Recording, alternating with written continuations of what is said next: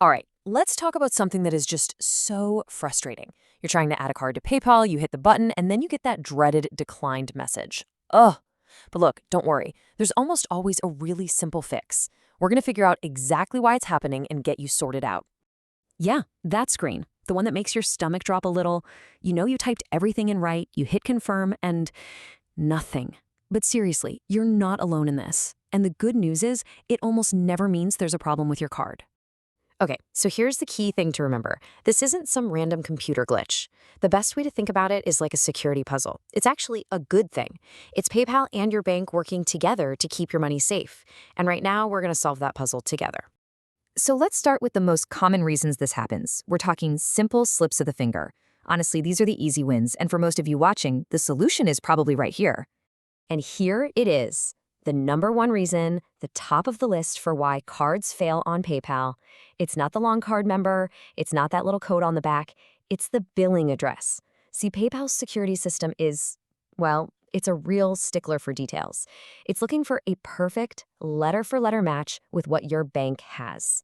And when I say perfect, I mean perfect. I mean, look at this. If your bank statement says Avenue spelled all the way out and you type Ave with a period, to the system, that's a mismatch, and it'll reject the card.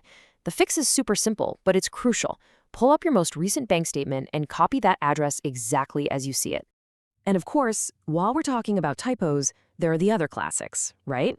You're in a hurry, you're typing fast, and you accidentally swap a couple of numbers in that little 3-digit CVV code. It happens to literally everyone. Just take a breath, slow down for a second, and give those numbers one more good look. Okay, so you've triple-checked your address, the numbers are all correct, and it's still not working. Don't panic. Let's move on to the next layer of this puzzle, your bank. Their whole job is to be super cautious with your money, which is great, but sometimes that caution can get in our way. So here's what's happening behind the scenes. When you try to link a card, PayPal does this clever little thing.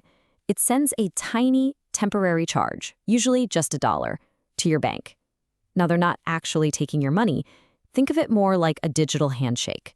It's PayPal just saying, hey, is this account real? Is it active?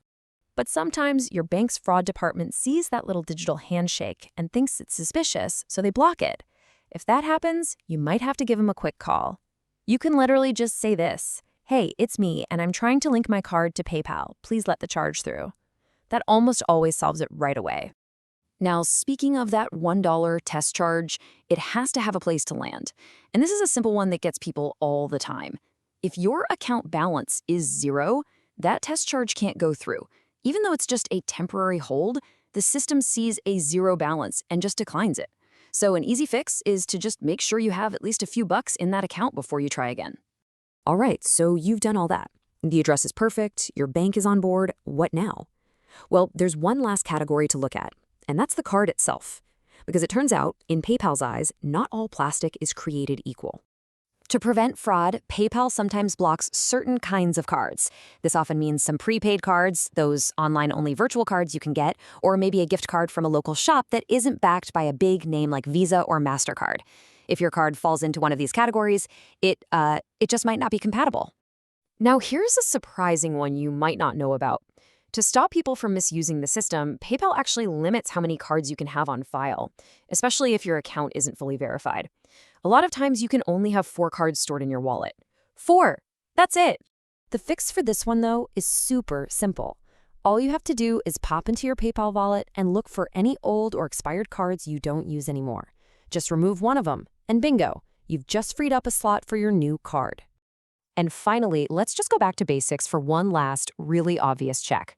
I know it sounds silly, but you'd be surprised how often this is the actual problem. Just take a quick glance at the front of your card.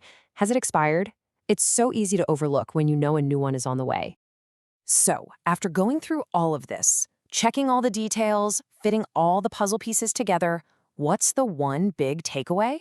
Well, it all comes down to a really simple shift in how you look at the problem. That card declined message feels like a rejection, right? But it's not. It's actually a sign of protection. It means the security systems are working perfectly. It's your bank and PayPal teaming up to make 100% sure that the person adding that card is really, truly you. So the next time you see that error, Don't get frustrated. See it as that little puzzle you now know exactly how to solve. You have the checklist, you have all the keys, you're in control. So go ahead, link that card, and get back to what you were doing.